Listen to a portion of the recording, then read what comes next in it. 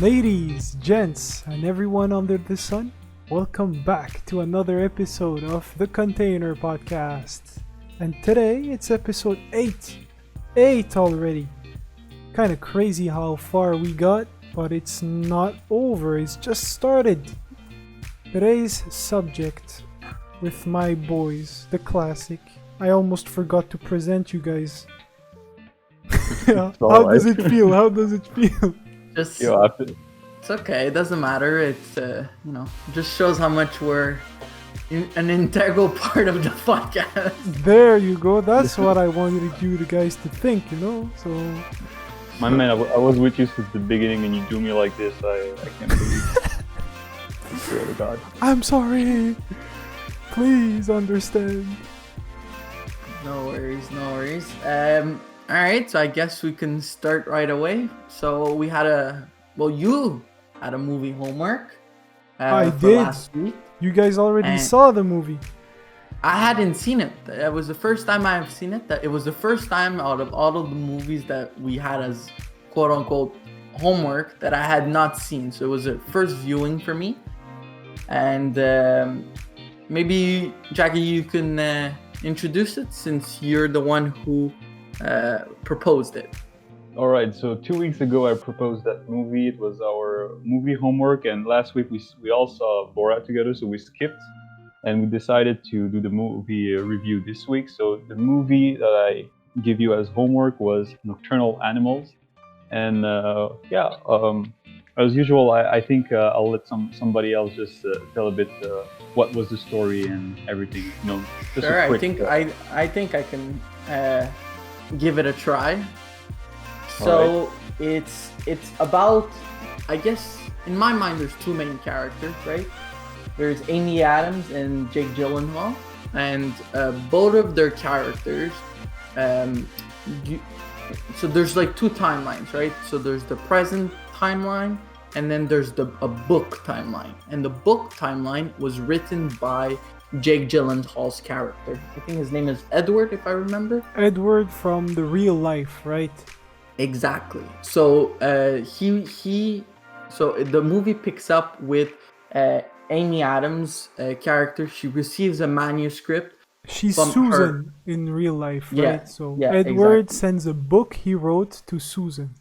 Exactly, and she picks up the book, and it's from her estranged ex-husband, Jake Gyllenhaal, and she reads that manuscript. So it's her process. So you see her life with Edward through flashbacks, but it's her process of her reading that manuscript, and they also dramatized the actual story. So when she's reading, you don't see her actually. Well, you see her a couple times reading, but she's not reading the book. It's dramatized through film, the story.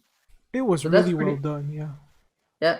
So I can actually start with my thoughts. So Can we say that it's spoiler free or it's a spoiler alert? no, I think we're gonna be going into a heavy spoiler territory soon. There. Okay, Uh, okay. So Yeah, I think spoiler if you alert, haven't yeah, I seen it, either skip or go watch it beforehand. I mean, guys, it was your movie homework. You had to see And it. you had 2 weeks. 2 weeks. Oh Like, my come God. on. I swear, man, some people. Some people don't take it seriously, and they just don't want to do their homework. They just want to do nothing. You gotta put your mind into it. You can Anyways, do it like me, right? You can do it just the day before the podcast. True that. Anyways, so I already quote unquote gave it a score on Letterboxd. That's a website where, like IMDb, kind of, where you can put your movies that you've watched and rated them. So I know Jackie's already seen my score. I don't know if you saw it too, Momo, but nope. it doesn't matter. So I gave it a 3.5. Ooh. All right, and you see, I'm still not 100% with my markings, right? And it's a special because it could either go down or it could go up. I'm still on that fence of I'm not sure about the movie. I'm still on the fence of like I know for a fact that I enjoyed it. I don't think I'll bring it down, but I think I'm more hesitating between bringing it up or leaving it at a 3.5 stars. And for me, a 3.5 stars, it's a very good movie. A 3.5 is it's like 3 is like, oh, it's a good movie, and that's it. It's a good movie. 3.5, it's that extra little thing. 4 is a great movie. 4.5, it's you're dangerously close to perfection, and 5 is perfection, right? Does So does your review system follow the bell curve or something like that? I don't think it has any consistency to it. I just pretty much just I liked it. It pretty much follows those rules. Because If I know somebody in the podcast that actually calculates so that it keeps a bell curve, you know? I don't do that. My nice. bell curve will be maybe like the top will be 3 stars, right? Because most movies I watch are usually in the not good movie, but that's it. It's a good movie, you know. It's like I don't know. I forget what movie that I've seen. Like recently, I rewatched the Pirates of the Caribbean, and like not the first one. First one I more enjoyed it, but the second one and third one I gave them 3 stars. Where they're great movies, they're good movies, but that's it. They're just good. You know, The first one was great, man. Yeah, first one I loved. Yeah. Second and third. Anyways, we're not talking about Pirates of the Caribbean. So I'll come back to Nocturnal Animals, right? So, what I think is weighing down that thing is I don't think I really enjoyed one of those timelines. And I don't think I enjoyed the timeline of her reading the book. I had a lot of times when I was watching the movie, I was like, I really don't care. I want to know. I want to go back to the story timeline because the story timeline I found was incredible. I loved it. And just before I go continue, I find that Amy Adams and Jake Gyllenhaal and Michael Shannon, he plays the inspector, the detective in the story. Even the bad guy, I forget his name there, Ray or something like that. There, yes, right. I loved all of them. They were great actors, phenomenal, and their performance was. Every single one loved it, and that's my only, I think, gripe with the movie is just that I wasn't engaged enough. I think I didn't give a shit about Amy Adams' character in the real life. I think maybe there was a bit of stuff that they missed and that they made me not really care for her. Like I was, like I said, 100 times more invested onto the story version of the book version that he wrote. That storyline, I really enjoyed it. And the other one, I was just, it was just lukewarm for me. I don't know if whatever I would like to know actually what your opinions are. You always were. Go back to the book, please. Read the book. Don't pick up the phone. Don't do anything else. Read the book. Yeah, exactly. Do you want to talk about it, Jackie? Because it was your movie. I think we should go with you because of course I've got my opinion of this movie, but since I recommended it, I think we all know that I liked it. But I'll defend it once you give your thoughts. Strategic, I see. But I'll play with it. I'll play with it because I too have a lot of things to say about this movie, good and bad, because it's very fresh on my mind. As I said, I watched it the day before the podcast, and I really had a lot of fun watching the movie. I think it was graphic, disgusting at some parts, very shocking, and purposely so. And what I really enjoyed about it was something that Kyle don't agree. It's the fact that through the story you better understand the author and his life and the way he perceived his relationship with Susan, because as Kyle might have hinted at, they had a failed marriage. So he sent to her the book and he dedicated the book to her. And it's so personal, right? And you see that himself as an author, he was so sensitive, he was someone so authentic, and someone that's not afraid of who he is. But that's the thing, right? A man in a society where we live in, if he has those qualities, it's often perceived as a weakness. And I found that extremely relatable. And uh, yeah, I just found that I could understand where he was coming from the more we saw about that book and its story, the more Susan read. And when the story ended, I really understood the the perspective of the guy. And when the final scene ended and we saw the end screen,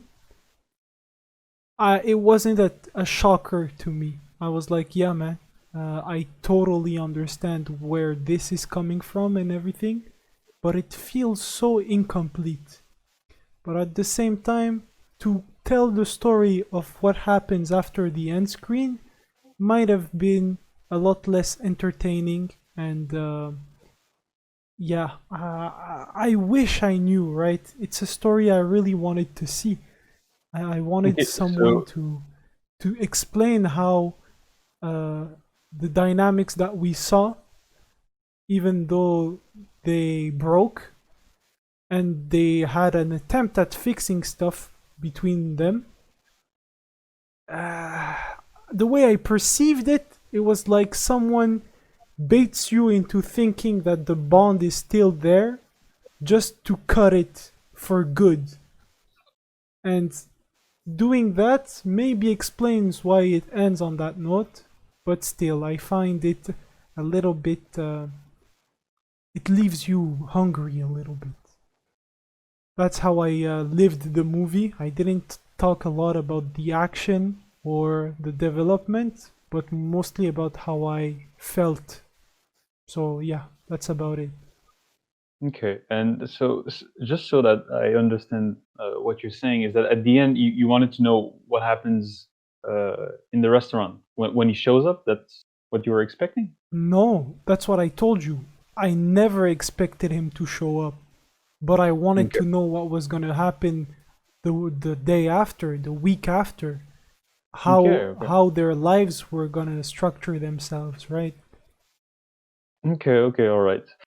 Well, I could go on and say why I like that movie a lot, but I think that if I explain why I like it that much, I think I'm going to maybe give you some hints about some questions that I want you to answer first. So I'll just have like two quick questions. So the first question is that what do you guys think of the intro sequence, like the way the Uh, movie opens? With the naked fat ladies? Yes, yes. I skipped it. I fast forwarded because I really was about to puke, and I was shocked that you recommended to me a movie that starts this way. I was Yeah, you really. see, I knew it. I knew it. I told myself, I said, "Oh, imagine if I Momo starts seeing the movie, and this is the first thing that he sees. And he's like, what does Jackie think? Like, why does he recommend me this movie? Like, what is this?"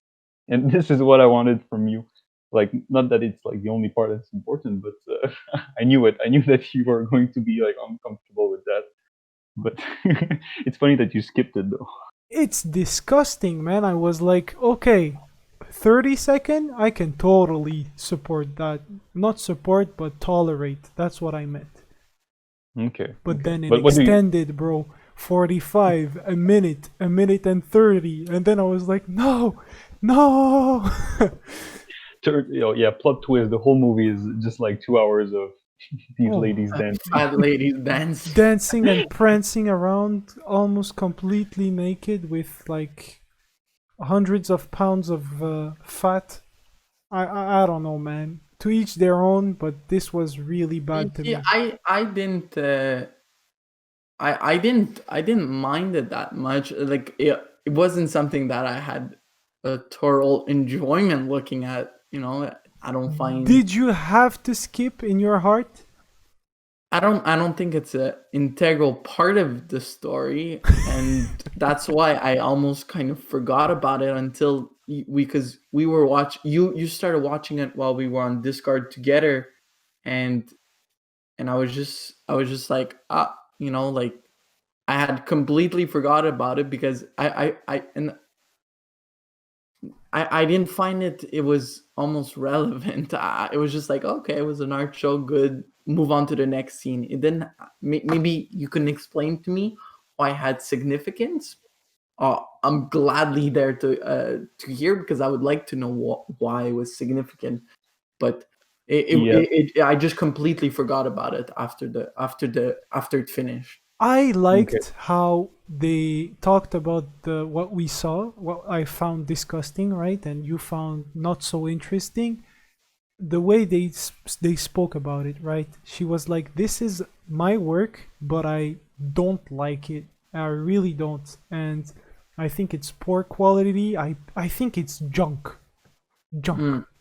And then her friend was actually telling her that it was almost a masterpiece, that it was really, really good, and that she should be proud of what she just made. And I thought that the discourse, what took place during that exchange, was actually very insightful, because she put herself on the line with that exposition, that art expo.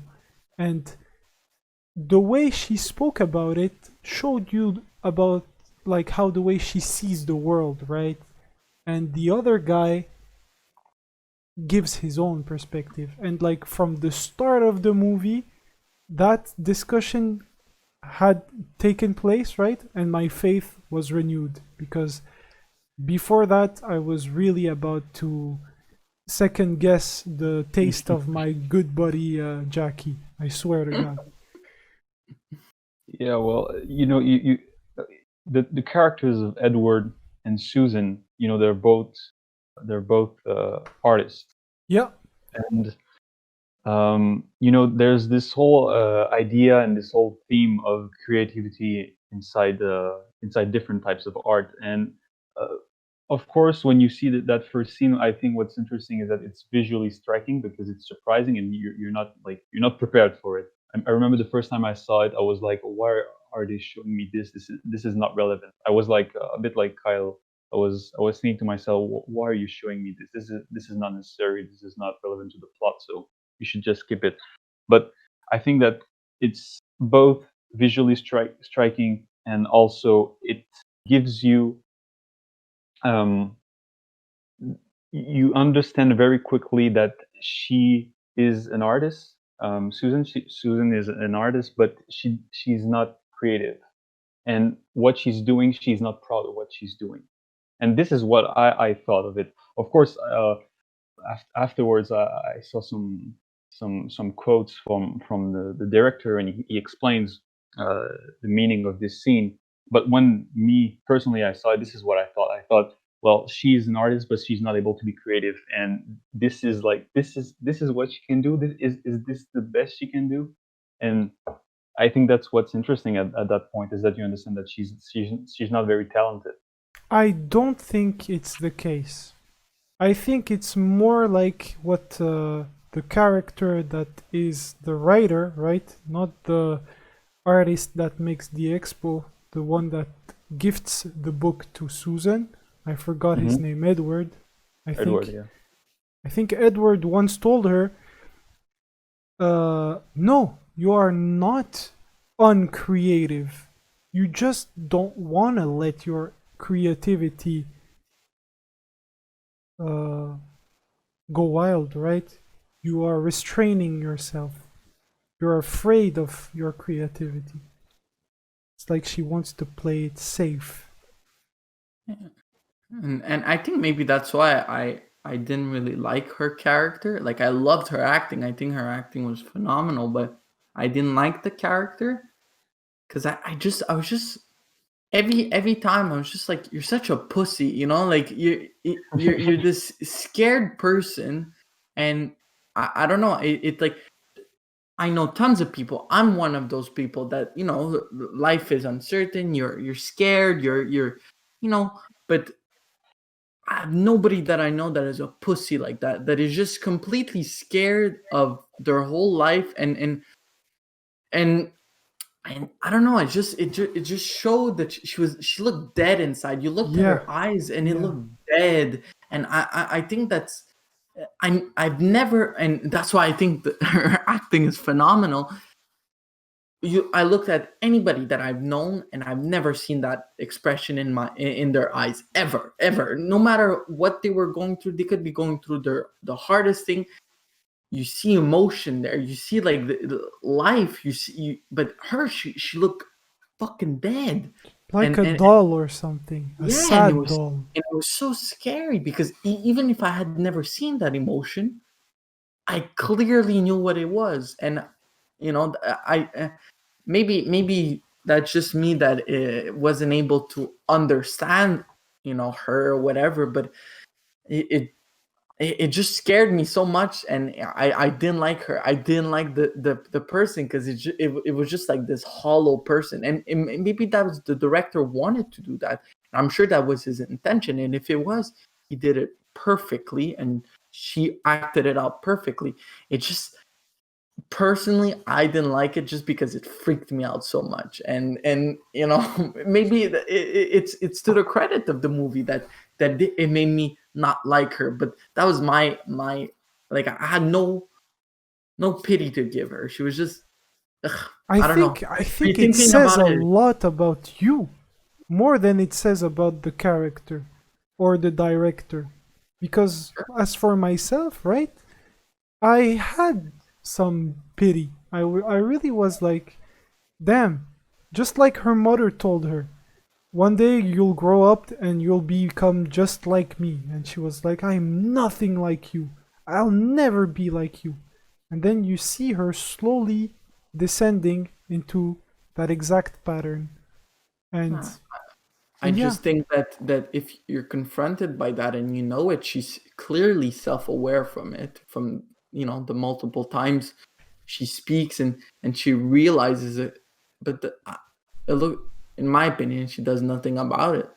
yeah, But I think but it's that's too the late thing, for right? her. And then you got scared. You got really scared about that. And I think it's because it's something that you can empathize and kind of relate to. You're like, imagine if I got so scared that I did stuff like she did, and that, No, but it just, sure, yeah, I guess. But I know deep down in myself that no matter how, like, I'm not saying if I was like in, I don't know, in concentration camp or something, that I would not lose hope or something like that. But if I was in her bro, situation, this is really the container podcast. I can't believe that he just said concentration camp and I exploded laughing.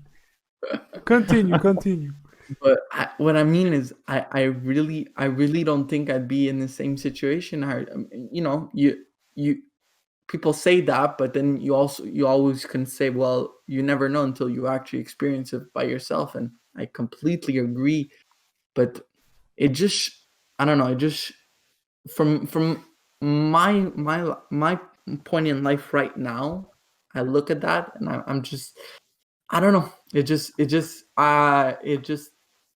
grossed me out a bit, I find. And that's it. That I think I really didn't enjoy that. Not I That really enjoy it. It's a big, personality. big statement, but I think I liked the movie a bit less, just because I found her character was unappealing, and not, I don't know, not attractive. It's not something I was rooting for. I'm like, I don't care. You die, I don't care. Like, it, I had, like I said, I had no sympathy for her. It was just like, if you're not even able to try to do something about it, then you just, I don't know. That was my only, that was my perception of it when I was Yo, we watching have her. so much to talk about, but we have to move on. Thanks, Kyle.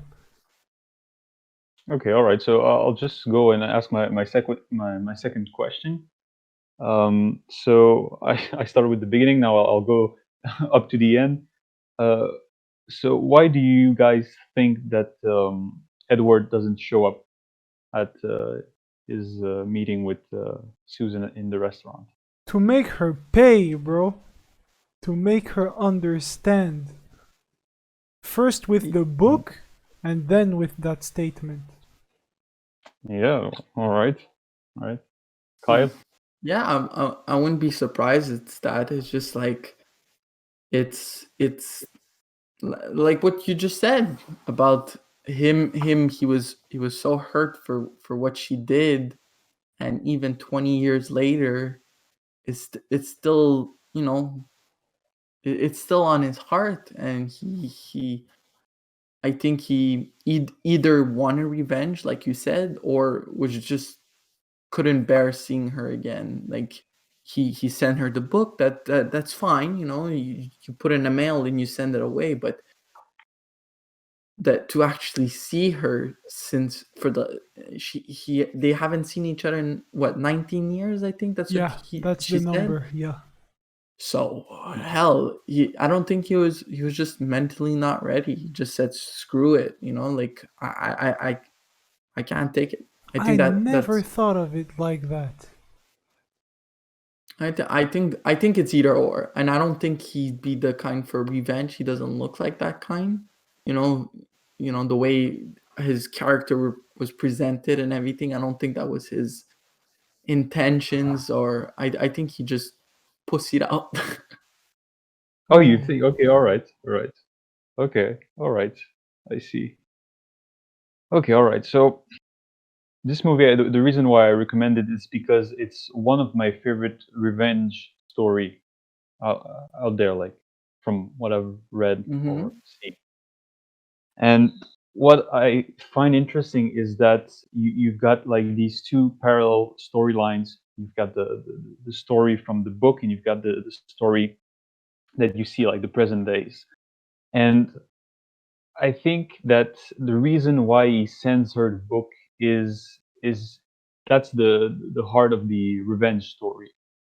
So, in life, when some people wrong you, there are some crimes that cannot be punished by any laws. I mean, when when your wife decides to leave you, or she decides to have an abortion, there are things that you cannot do. I mean, you cannot go around killing people that you don't like just because of revenge, because they wronged you. You cannot do that. But the book that he sends her is, I think, the symbol of revenge, in the sense that when he was writing, like the first thing that he was writing, and you see like this in a flashback, one of the things that she says to him is, It's your not good. stories, Yeah. yeah, it's not good, and the reason why it's not good, and that's why it's so specific, and it's so frustrating to hear that, but the reason why it's not good, it's because it's all about you. It's too And personal. Yeah. yeah, it's too personal, and he looks at her, and he's so mad. You can see how mad he is, because he's putting everything on the line to be an accomplished artist, to be an accomplished writer, and she's just like, yeah, it's too personal.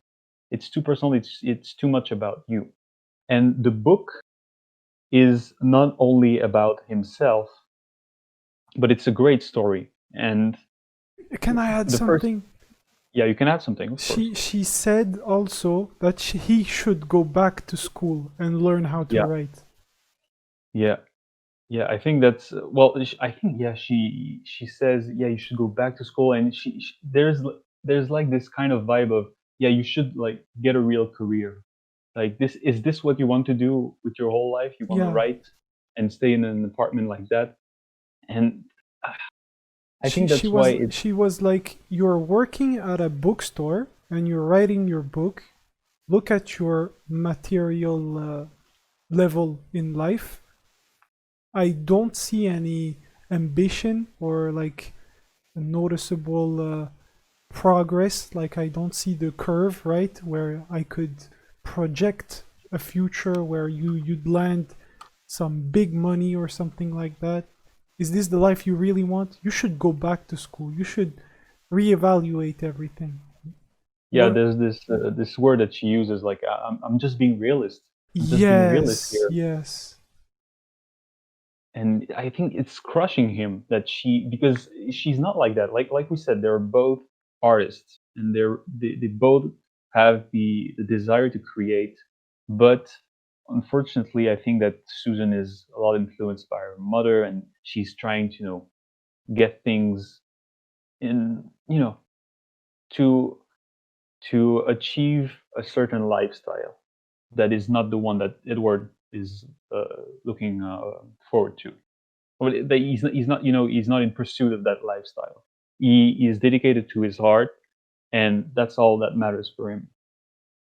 And so when he manages to write that story and to send it to her, I think that proves that when you commit to the art that you're making, and when you put everything on the line, and when you speak about yourself, the work that you create is authentic and it's original and it moves people, and it proves to be the better way to write and to create any kind of art. Because the story that we can read through the book is not just any story. It's very personal, I think, because it's a parallel of what happened in the past.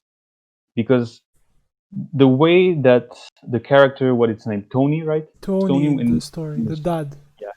yeah, in the story, the dad, his name is Tony, and the way he's on this highway with his wife, and His I love kid, how this scene, yeah, and his kid, teenage girl. yeah, and I love how the scenes, it starts with nothing, it starts with just people. It looks like innocent playing around with your car, and driving close to people and making dangerous maneuvers with your car, but slowly but surely it starts to get um, darker and darker, and in the end they kidnap the daughter and his wife. And I think that when um, the guy, what Ray, that was his name, when Ray Mm-hmm. kills his wife and his daughter, I think this symbolizes the death of his child because of the abortion, Mm-hmm. and because of and the death of his wife, because she was no longer his wife afterwards. And Didn't he never know about the abortion? no, he knew. How? He knew there. He was there. We saw it in one of the scenes. No, the only thing we saw is that he saw his wife with another man. That's all No, no, we no. saw. That's no, because the moment that he caught her, the moment that he caught her, she was at the abortion clinic. This is where he found Oh, out they that were in the car right next to the clinic. yes, yes. Oh my god, I didn't So understand. So he got the whole picture, not just that she's with another man. exactly, exactly. She understood everything. Understood that his child was well. I Aborted. don't want to call it a child, but Aborted. yeah, Yep. she had an abortion and she was with another man. So I think that this broke him the same way that Tony feels broken when he finds his wife and his daughter killed by the men in the desert. Yo, It's the same kind of can we pain. talk about the acting that Jake Gyllenhaal or Gyllenhaal or Gyllenhaal, yeah. Jigglypuff, right? Uh, my man, when he got angry in this movie, every time that anger and sadness combined, I swear to God, I got super emotional because I was like, this is so authentic. This is Oh yeah, real. This is oh not yeah, acting. No, seriously, I really think that Jake Gyllenhaal is one of the best actors on the planet right now. I agree Free. with that. I I agree with that. find if ever you guys decide that you want to go down the rabbit hole that is Jake Gyllenhaal's library, Hmm. do yourself a favor. Nightcrawler I is agree with that. fantastic. Donnie Darko. It's an older movie. It's in the 90s or beginning 2000. I forget. Again, fantastic fantastic movie. He every time I find he brings it and it's stupid to say, but I love him in Prince of Persia. Did he play in it's that movie? yeah Yeah, he plays the prince, Dastin. Damn, he's Yeah. the main role. Okay. yeah. Oh, and he plays in Prisoners. Oh, Prisoner, that was. Oh yeah, you Prisoner. gotta see that. If you haven't seen that, you have to watch it. It's incredible. I'm telling you, he never misses. He never misses, and He that's don't one. miss. He don't You miss. don't miss. And when you had said, oh, let's you proposed Nocturnal Animals, I was just like, you know what? I'm super happy because every movie that Jake Gyllenhaal plays, I know he's gonna bring it. I know it. And what did he do this time? He did the exact same thing, and he destroyed that role. He was the best. I think he was the best thing out of that movie. Although I really loved Michael Shannon, the sheriff on there. I'm telling you, I loved it. I loved the whole timeline within the book, where it was just so satisfying when he goes like, you know what? I have a year to live for cancer. Fuck it. What do you want me to do to them? I was Yo, can just we like, talk about how perfect he fits his role? It's like oh yeah, I saw him right enter the first ever scene we saw the guy, and I was like, this is the police detective, and he has every little mannerism, every little character trait, every little. It was so cliche, but at the same time, one of the best acted cliches I've ever seen. yeah. No, I really enjoyed him. I'm telling you, I know I said in the beginning, I came off saying that there was a lot of stuff that I didn't like. However, that's one thing that I find the acting is just phenomenal on every single one. I don't think there's one that missed, so even the friend there, Michael Sheen, Yeah. he was the gay husband. Yeah, yeah, I I remember. don't know if you remember. I Yeah, I remember. loved him. I really enjoyed it. And he said one of my favorite quotes of the movie. I wrote it down. He said, "Oh, because she was talking. He's like, I didn't like my art, blah blah blah." And they're just talking about life. And he goes, "Oh, Susan, enjoy the absurdity of our world." Hmm.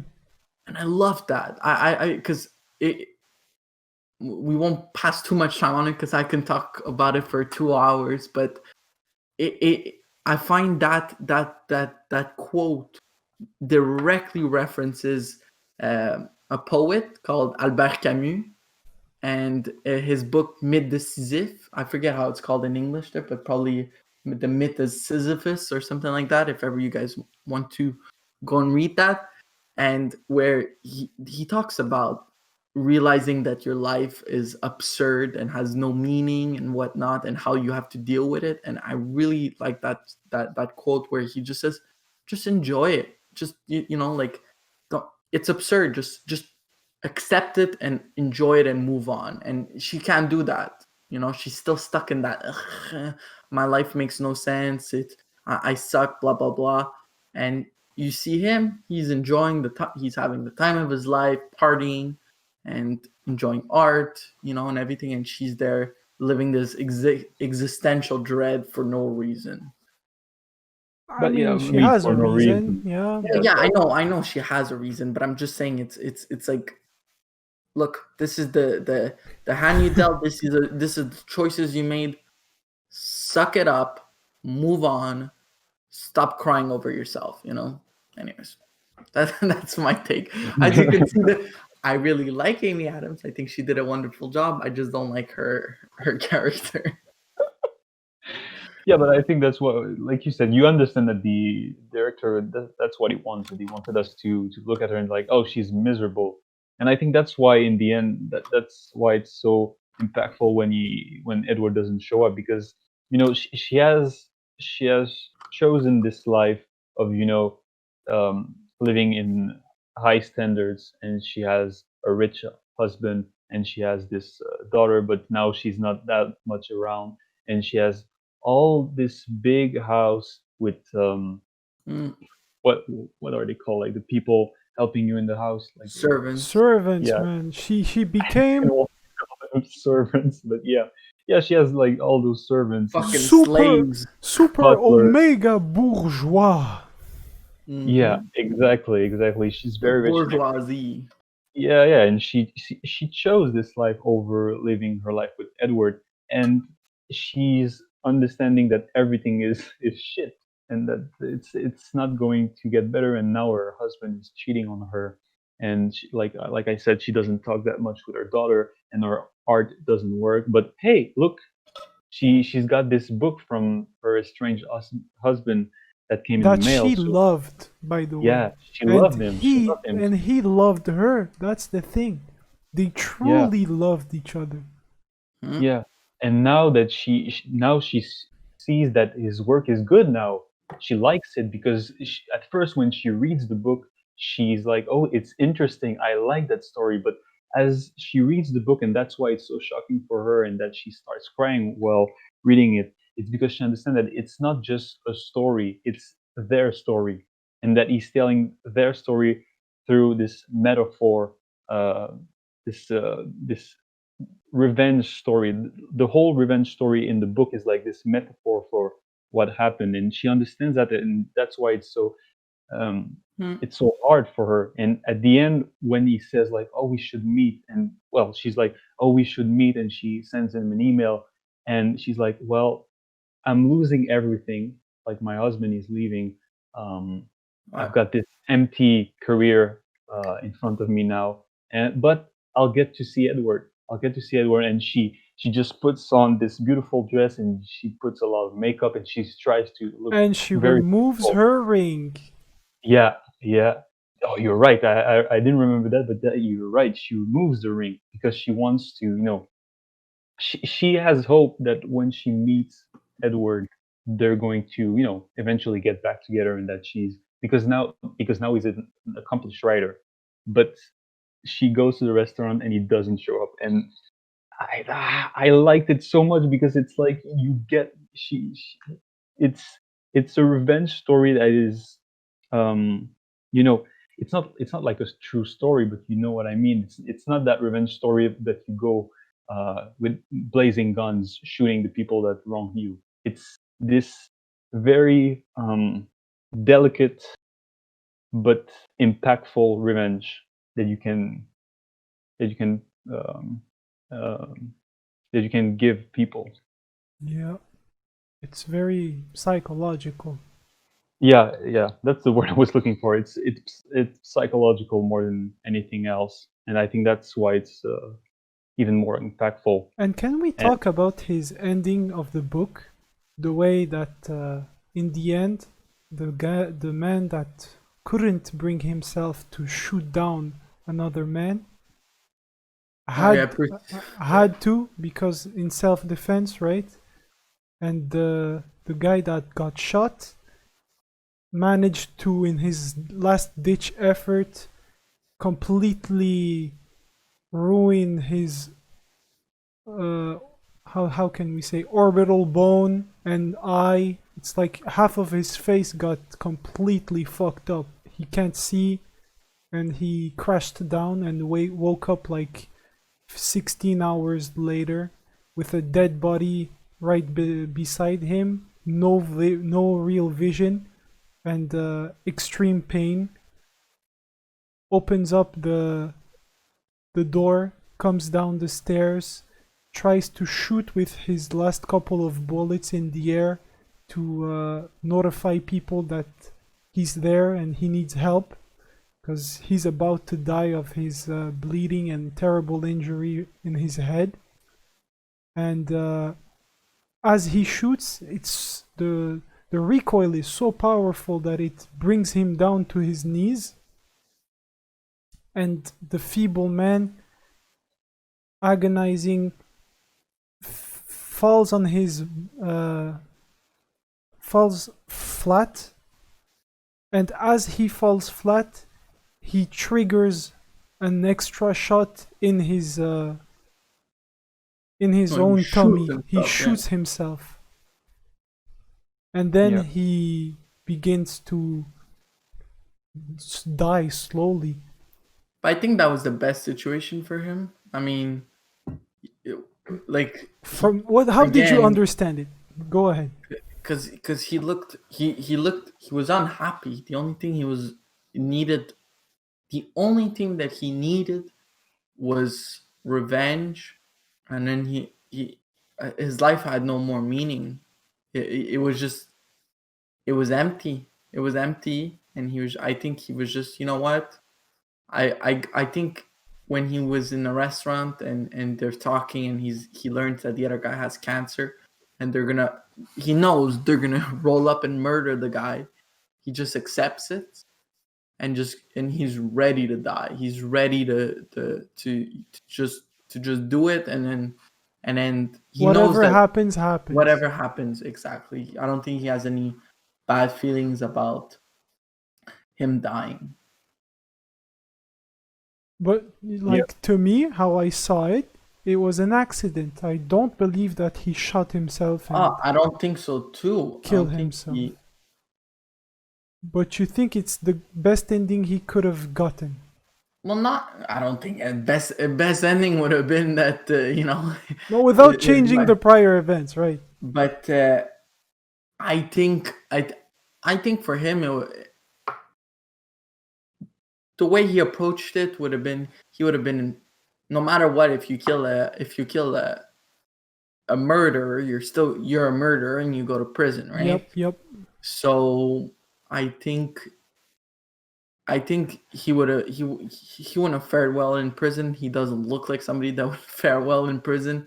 So he just goes, you know what? I had my revenge. I don't think, like you said, that it was intentional. I think he just accepted it. You see it in his eyes at the end. He was just, you know what? Whatever. I mean, in his state, he kind of knew that it was over. He knew that's all. Yeah. But what I meant by I all was the... gonna use a French expression that is very well known Go ahead, in go ahead. French Canada. That's all, Guylaine Gagnon. People that don't know French have no idea what the fuck I said there, but anyways, it's irrelevant. Back to the story, right? To me, as he died, it told so much. Like the cycle of revenge, this is where it leads you. This, in the end, even when you take the life that you fought so hard to put in jail and then it didn't work out, but you exerted your revenge in the end. And what good did it give you? Maybe peace of mind? Not even. I know, but like we've already argued this many times when we were, and we'll probably do it again there. But about The Last of Us. Remember the tale of revenge and We're everything. talking about a good story about revenge, Kyle. Please, spare me with that. All right, I shouldn't even have brought it in. But what I mean was, when I was looking at it, I was like, oh, revenge is so bad, and it's toxic and whatever. But I'm telling you, on this movie, I was like, kill that fucker, go on, shoot him in the head, shoot him in the dick. You could do it. Remove Shoot him. every nail from his body. Oh my god, Yeah, well, you've got this scene where like the police officer tells him like, "Oh, you shot him," and he's like, "Yeah, I know I shot him, and I'm glad he's dead." And I like that scene a lot because you can see that it's not that the setup is the same as all classic revenge stories. Like you've got the guy that is wronged and he's left for dead, and then he goes back and you know he chases down the people that wronged him and he tries to kill them. And he in this particular story he succeeds, and then he dies in the end. And when you look at the classic revenge story that is presented in this book, the moral is the same as what is usually. The moral of the story is that revenge is not good because you're gonna end up, hurting yourself. But it's very satisfying. As Kyle said, I was very satisfied with the death the all the characters, because they're obviously in the wrong here, and there's not a lot of argument to be made as There's none. They're pure yeah, psychopaths. yeah, exactly. So that's why it's very it's I don't want to say pleasant, but I was happy with I'd them say dying. it was Yeah, pleasant. It was so satisfying seeing that little I smug don't shit know, die. man. As an individual, I agree with what you guys are saying, but I can't bring myself to say they deserve to die. Ah, I mean, uh, I don't know. I'll disagree with you on yeah, that. We can talk about I that mean, that's another what I'm time. saying, right? If someone had done this to me, I would have done extra, bro. Like I said. Okay, yeah, But okay. in the end, right, in a theoretical third person bird's eye view, I can't bring myself to say that it was a good thing, right? They deserve to die. Nah, I mean, yeah. Well, I'll just finish with what I was thinking. But this is, like I said, this is like your classical revenge story, and we can ask ourselves, like, why didn't the author, because originally it's a book, but like we can say, like, why didn't the screenwriter, or like the one that created the movie, decided to, okay, well, let's just tell the story that is in the book, like, let's just tell this story about the man losing his wife and his daughter, um, with those psychos, and then he gets revenge, and then he dies. It doesn't And I have think, the same meaning.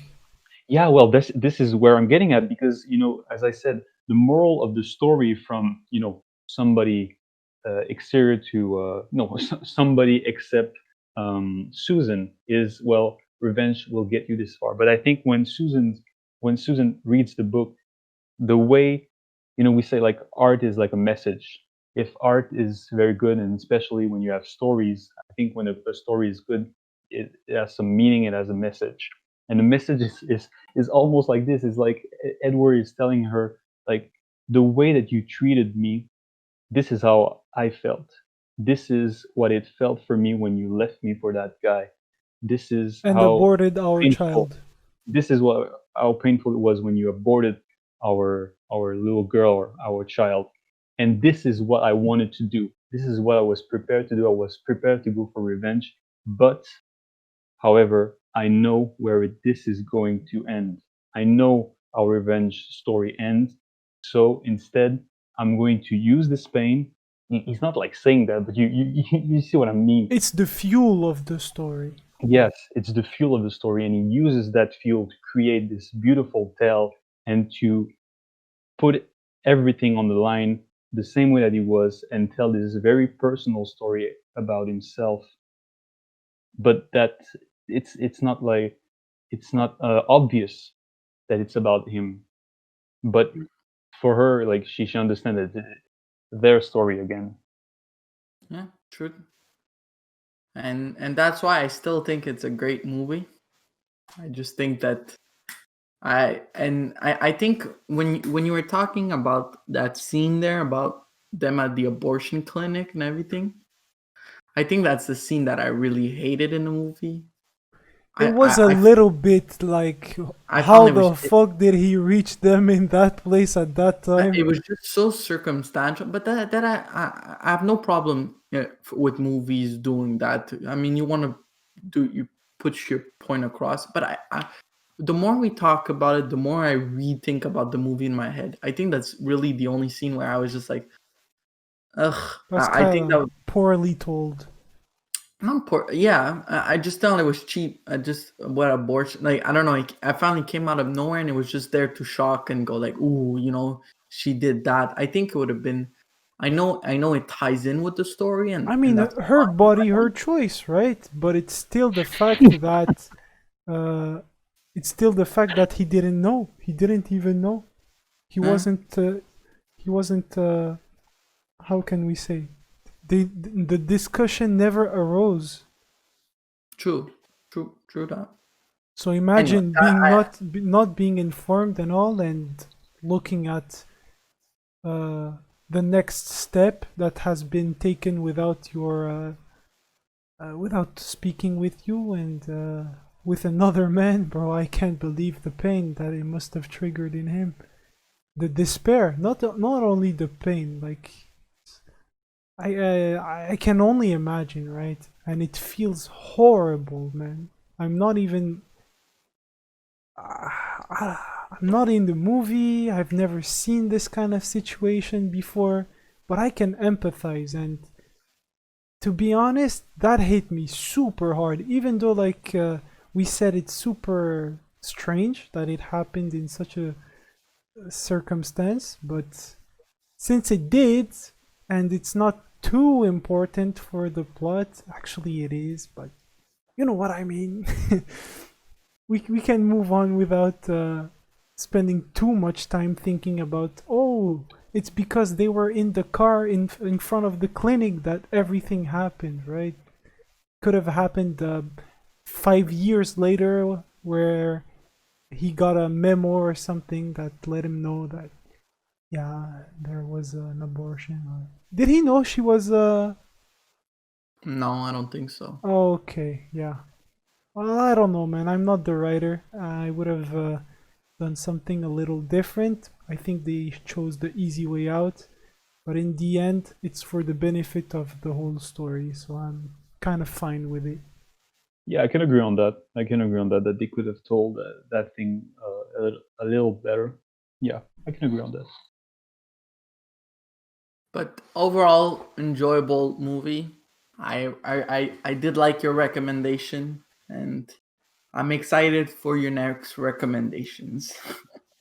Right. But I think we should maybe go to the next subject. Yeah, I think Definitely. I have nothing else to say on my end. What All can we right. say more, man? I think I think all of all everything that we said.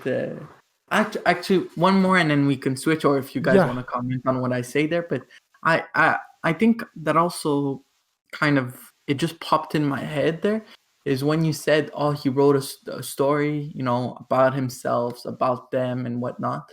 And I like that you see when she was reading the first book that he had written or whatever, that scene where she reads the book and tells him his book is crap. Mm-hmm.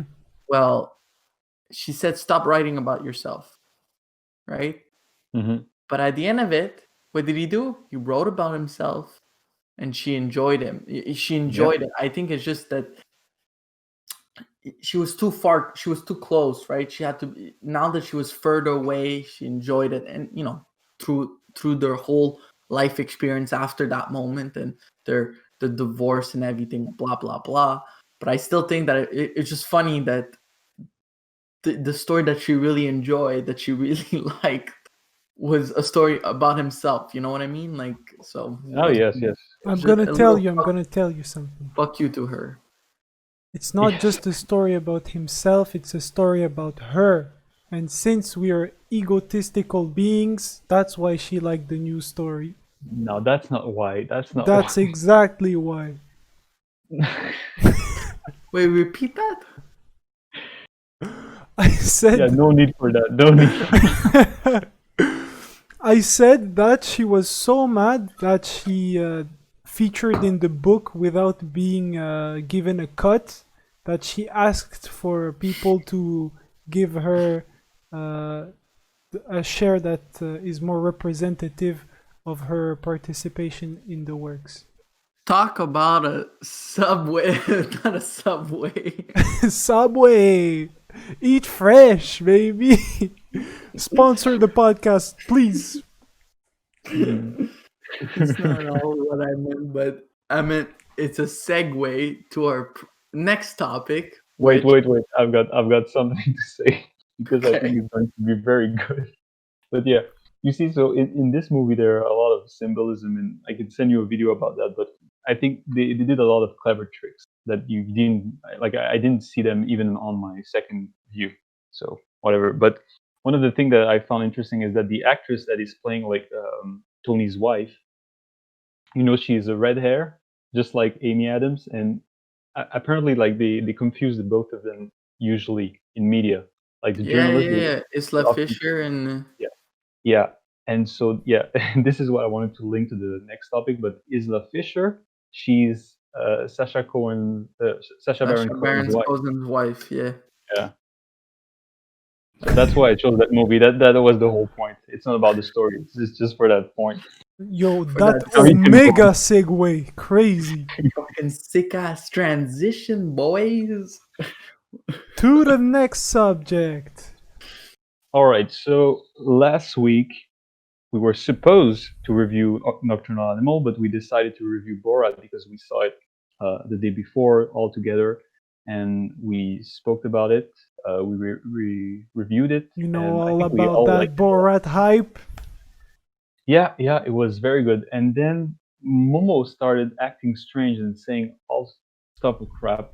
I don't know where it all came from, but I think you can go ahead and say what our today's topic is. Why we're going to speak about Borat again. Acting strange. Okay. Well, it already gives the viewer some kind of expectation. To me, when I read the news that the good women, the Afro-American babysitter in Borat 2 that didn't only babysit but take a good part of the movie where she accompanied the little girl of Borat, right? And gave her advice and speeches, and people actually incredibly loved her performance. And they were like, yeah, man, this was such a good piece of the whole puzzle. So I can't believe that she actually get paid only 3 or 4K. And she was like, yeah, man, I was conned. I didn't really know that it was for Borat, right? And I took the money. And yeah, if you guys want to help me out, I have a GoFundMe. Uh, I'm a mother of multiple children, and I could really use it in this difficult time of year. And people went ahead and first tried to help her, but then were super outraged at Borat, and of course the character is fictional, so Sacha Baron Cohen has gotten the fury of the people, and they were like, how the fuck did you go ahead and make all that money with your movie and gave only 3 or 4K to that woman? I can't believe this. That's what the people said, right? And then he was like, you know what? You're right, my boys. I'm gonna donate 100K to the GoFundMe. And then the people were like, yes! Nope, Deserve! nobody was like that. Nobody was like that. Nope. Everyone was like that. Especially me. Wait, they did a GoFundMe? Yeah, she did. Ah, Yeah, I didn't know that. because apparently you can, get funds while you do nothing. Yeah, so you're gonna tell me that all that screen time, all those speeches, nothing was done? She's not an actress, Momo. But she She's not an actress. participated.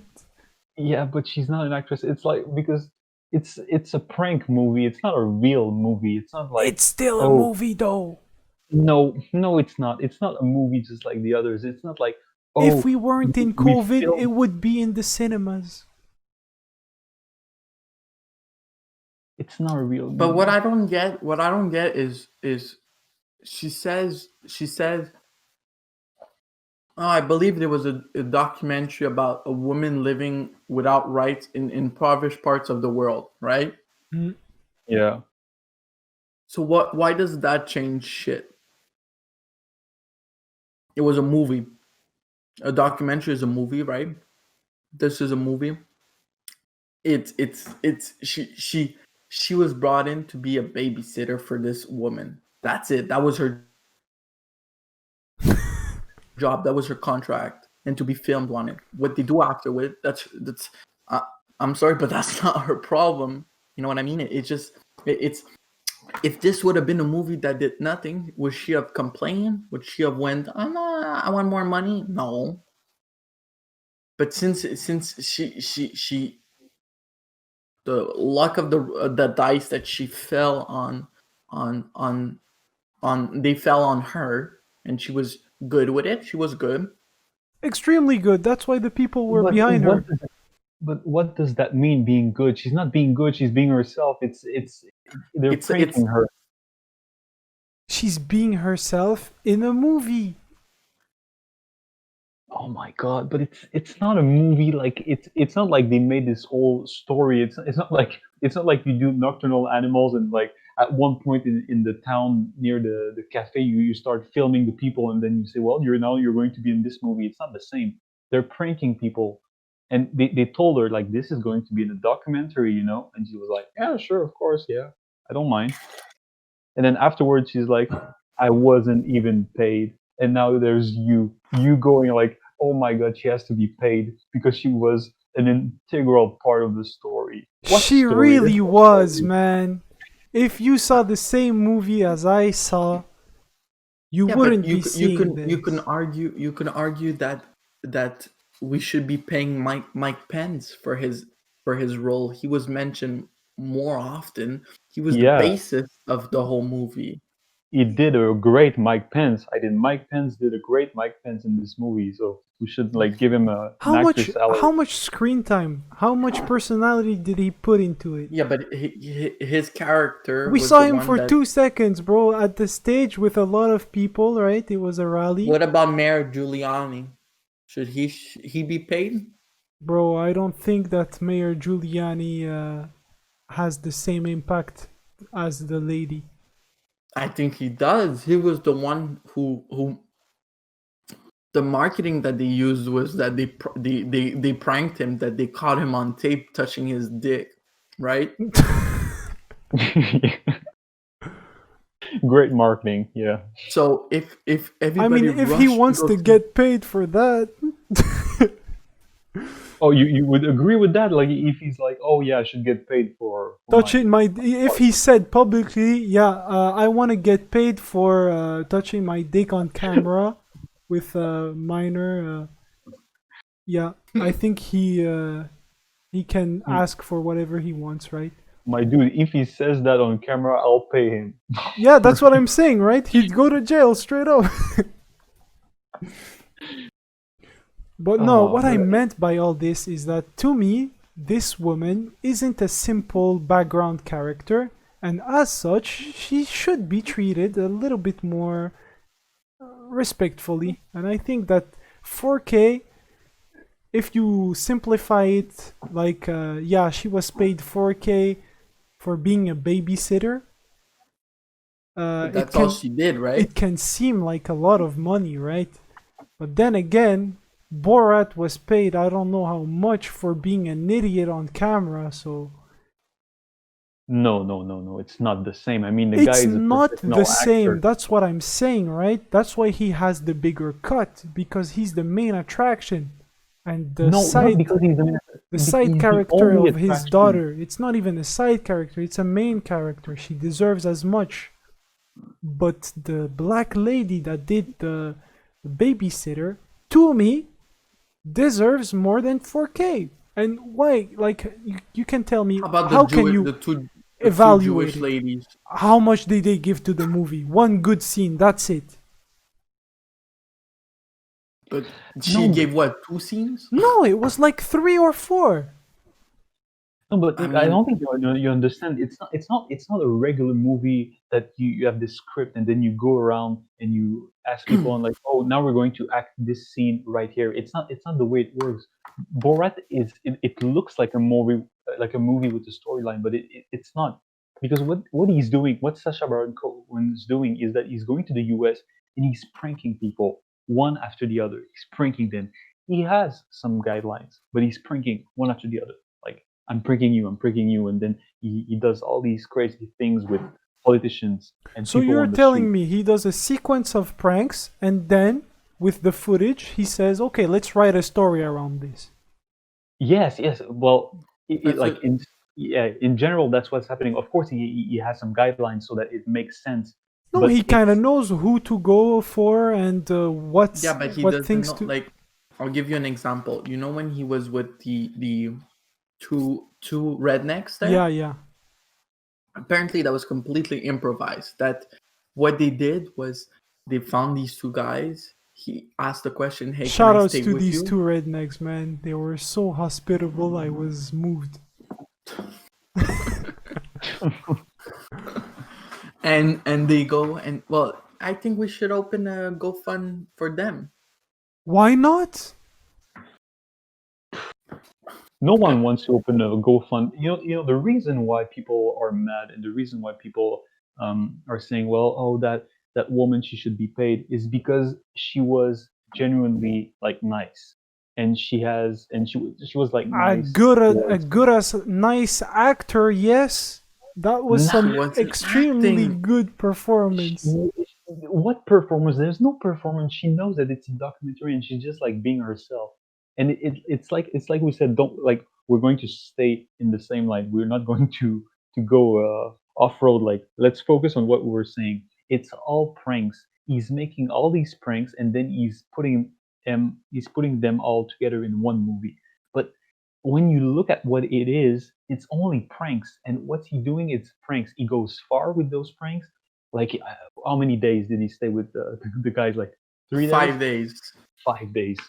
I mean, he's going very far in the pranks and everything. But at the end of the day, it's only pranks. They're not part of a storyline. The storyline is an excuse.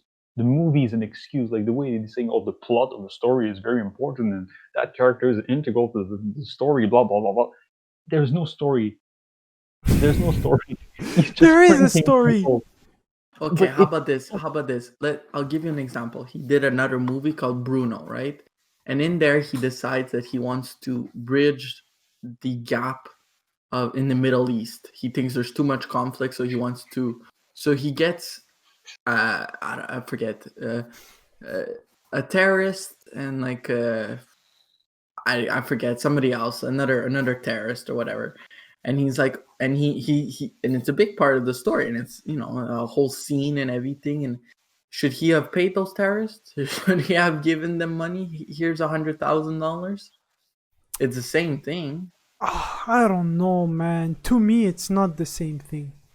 But okay, how about just let's say I walk in the street and I interview someone that walks in the street, right? Yeah. I interview him and I put him on. I say, "Hey, can I use you to put you on YouTube?"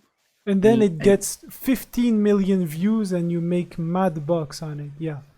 Do you think that he's owed that money? It's a hard one. It's a hard one. Because if it wouldn't because have it's the blown same up, thing. it's a same exact thing. So I just have a hard time where you say to the person, "Hey, okay," because the thing is, and it's I know it's tricky. I know it's maybe not quote unquote right, but if you want reactions at that level, you cannot tell them, "Hey, I'm filming Borat 2. Act for me." They're not actors. They're not gonna be genuine. Yeah, but the thing is, they gave you not an acting performance, but they gave you a performance that was worth yeah, a lot of money. but in their contract, it's saying, "Hey, you're gonna be a babysitter and you're gonna be filmed." That's it. And we can do whatever we want with the footage. Exactly. And she signed it, and it sucks to say, but it's yeah, they lied to her, but if they didn't have lied to her, she wouldn't have even been in the movie because she would have been garbage. She wouldn't have been able to act what she acted if she was told the truth. Now look. We can't people- say, right? But I'm tempted to agree with you. Now, if people want to give them $100,000 on the GoFundMe, look, I find GoFundMe's are sometimes stupid, but in this situation, if that's what people really want, go ahead, do it. She'll get money and whatnot. If they want to do a GoFundMe for the other people, yeah, go ahead. She right? opened a GoFundMe that was like that was low key, and then Sacha Baron Cohen came and dropped a massive $100 donation. $100,000 donation. I think what people like Jackie said, right? The everybody liked. I liked her. I found she had charisma and she was Yeah, I agree genuine with and that. she was nice. So that's why I think we we decide to go. All right, we're giving her more leeway since everybody liked her and everything like that. Now, people complain. Sasha Baron Cohen said, "Look, like I made a lot of money with this movie." And I feel like giving her money, that's his right. There's no problem with that. I'm just saying that I don't think it's obligated. That's all. I don't think it's a bad thing that he did it. He's saying, "Hey, thank you for your help. We lied to you and you were just completely nice to us. So I feel obliged to help you out." She said in her GoFundMe, I just read it there, that she was unemployed or whatever. Yeah. And but that doesn't change the fact, that it doesn't matter if she was she had a job or not. It just, if you look at it like just black and white, without feeling sorry for her, without doing anything, she was hired to be a babysitter for this documentary and be filmed. That's it. Nothing else. She was paid for it. They had to redo scenes. They asked her if she can. She said yes. They repaid her more for that. And that was it. That's a simple transaction. Now, if you put in other details, like she I don't know, she lost a foot, she lost an eye, whatever, who cares, like They didn't make a documentary. That documentary went ahead, quote unquote, and make mad bucks, and that she only perceived 4K. Yeah, you can feel sorry for yourself. you You're can like, feel sore. You can go, oh, that just, it's like somebody that, I don't know, it's just like, oh, like, yeah, like there's still that deep part in you that go like, oh yeah, you feel kind of sorry for her. She's poor or whatever, and people are making money right off of her. But I still don't see it like that. I still see it as just, it's she was given a contract, she signed it, and I know it sucks, but I mean, that's you're life. saying it yourself. In my view, is that you should be able to protect these people more. You can give them the money. If somebody decides with their own that they say, "Hey, I'm giving you money," go ahead. I'm just saying, she Do had. you I really don't think that everyone is a Sasha Baron Cohen and that they'll give 100K to someone that? exactly. She got fucking lucky, right? She got lucky. She lucked out. She just got herself $100,000 for 2 days of work. Yeah. It does. Was she intimidated by it? No. Were people hating her? No. No. Her life didn't fucking change. It was not like she was hurt by this movie. She wasn't. She's telling she's hurt because they lied to her. Yeah. Fucking grow up. It, they lied to you because if they didn't lie to you, you wouldn't even have that $3,000 because they couldn't use you. That's true. I don't know, man. The way I see it is a How I little see it. predatory. And like I said, I like how you can sign a contract that is more transparent and that you actually know what you're getting involved with so that you can make a conscious decision. You get paid 4K for being a babysitter, okay, but do you really think somebody would get paid 4K for being a babysitter in a movie that they knew it was like the babysitter role? No, but it doesn't work that way But because it's it's a fine. different. If you go ahead and you tell them, well, now we're going to film a scene in Borat 2, it's very important that you give us a genuine reaction. It's not going to work. You're saying that like that.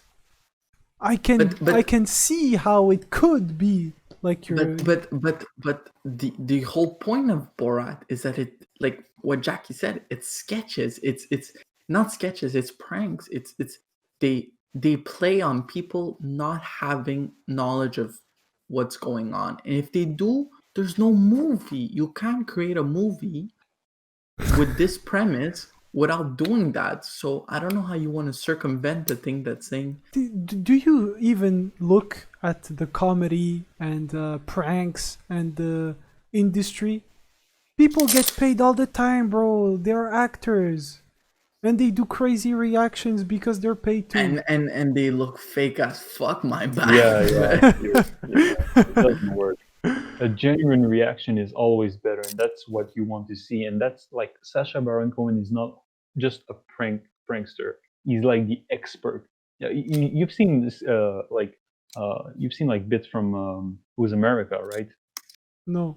He's a master. He's But a I've master seen of Ali prank. G. Yeah, you've seen Ali G. But yeah, So they don't pay the people that came on Ali G. I don't know how to feel about it, guys. I really don't, because they gave so much to the final product only to be treated like that, which is fair But because they signed it, right? It's technically okay, but to me, it's like they've been robbed of the value they gave to a certain piece of work. Oh my god. But I don't. It's just They enriched the thing, right? They gave it life. Without it, it wouldn't be the same. And you guys said it. So I don't know how they could do it in terms of contract. I think you might be a secret little communist. Because he's no secret. Scratch the secret. Because I see it like that. If it's let's say you get hired to clean a floor, right? Yep. Well, okay, let's say you're hired to clean. No, even better. You're hired to clean a house, right? You're a janitor, yeah. You do it. You get paid for it, right? Yep. After that, the person there was in the house. There was a writer, and he wrote a story, and he wrote a story about his cleaning lady. His janitor, yeah. His janitor, right? And he made millions of dollars. He didn't even, he maybe used the likelihood or anything, but didn't use the name, nothing, right? She got paid to clean a fucking house, and he used that as I know it's not the exact same thing, but it's just like she was paid to do that, and he made money out of her doing that. Well, she didn't, I see what you mean, but the thing is, being a writer is inspiration, right? It's not directly. I know, and that's why my argument is not as strong as it could be. So I agree with you on that. Think about it, right? Because Kami Momo really thinks that it should be a little bit more balanced and fair for the people that actually change a product in its form and quality. I really think that without her, it wouldn't be Borat 2. And we would all say that the movie was less good. And without the two rednecks, same thing. And but they would have just gotten two different ones, right? Yeah, exactly. If it were not her, it would be somebody else. And honestly, I think that it would not be a surprise if they had another lady, in the bank. If they had another prank on some other that was less good, but they chose this one because it was exceptional. 100%. He said it. He when he's singing on the stage. Yeah. It wasn't the only time he performed. He did it like 4 or 5 times, right? So. Yeah, because at the end of the day, it's just an excuse. This whole movie, he's making pranks, and that's why we let our friend pay for it and then watch it on Discord with him. That's what we're looking for. I was going for that's why we pay for it, but I didn't pay for that. So. Anyways, I think maybe we just have different opinions in terms of the way we approach certain situations. Maybe we're more, think less with feelings and are more robotic in our way of approaching stuff. I don't know what it is. I think you Rational. guys should be rationally thinking about the work and value they put in the work and what they deserve out of it. I think it should be in terms of percentages on a contract or something like that. But that's the thing, is nobody's paid like that. I mean, I don't know how the industry works, but it seems fair in theory. Like, But okay, but you're it's going to make 0.0000005% out of the gross revenue. And they're gonna be like, okay, so if this movie does half as good as the first one, it should gross about this amount, and I should be happy with it. And yeah, sign. yeah, but it's anyways, I think we're repeating ourselves where it wouldn't work. It wouldn't work going, hey, we're filming Borat 2. Do you want to be in the movie? Yes. Okay. Act like you didn't know that. And we'll give you a percentage of it Well, they could strike her with a when they mace might. on her head so that she forgets, and then. I think that's a good idea. What's your Anyways, opinion about that, Jackie? I don't know. Is that something that they teach you in the gulag, my friend? I think it is. I think it is. So, my guys, what's the next homework? so the next homework is I picked it, and it's a documentary, and it's called Icarus. And it's not about the Greek god Icarus, but that's gonna be one of my questions. It's gonna be why they named it Icarus, the movie. So pay attention to that, because I don't think it's I don't think it's not obvious, but it just, I think you'll have a better understanding if you or you'll know what it if you pay attention throughout the movie and you think about it. Now that you mention it, I get an idea of what it's going to be about. Now that you mentioned that. But so I'll give you a brief synopsis of what it is. It's about this guy, a director. He wants to make a documentary movie. Doesn't really know about what, so he loosely just films himself, and he gets this idea where he does a lot of biking, and he does this race where he ended up a certain amount, and the year before, and now he's want to redo it, but he's interested in knowing what's the effect of performance enhancing drugs on his body, and how it can affect his performance. He wants to see it, but that's not his only challenge. What he wants to do is figure out how he can beat the system, how he can beat those random checks and those drug tests and everything. He wants to see if he's able to find out how to, one, beat the system, and two, see how it affects his body and see if he can improve. So it's pretty much that. The only thing I'm gonna say, because the least you know, the better it is, I find this movie. That's all. I'm just gonna say that. I'm not gonna go in. I don't even want to say anything else. I was gonna try to say something to maybe pique curiosity, but I'm just saying, trust me, go in blind. The least amount you know, the more enjoyable it'll be. I need to know where I can see this. I think, I'm not sure, but if I remember, it was on Netflix. But I'm just gonna verify it right now. Do that real quick. Yes, it's on Netflix. There we go. So, you guys heard it well. Icarus, next week's homework. Anything else? I think we can maybe give a sneak peek about next week. Next week is gonna be the review, and we should be having a special guest. A guest with whom we'll revisit a certain topic and celebrate our 10 subscriber mark. Woohoo! So keep an eye out for that.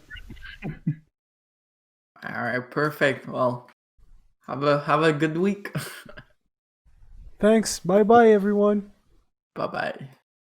Ciao, ciao.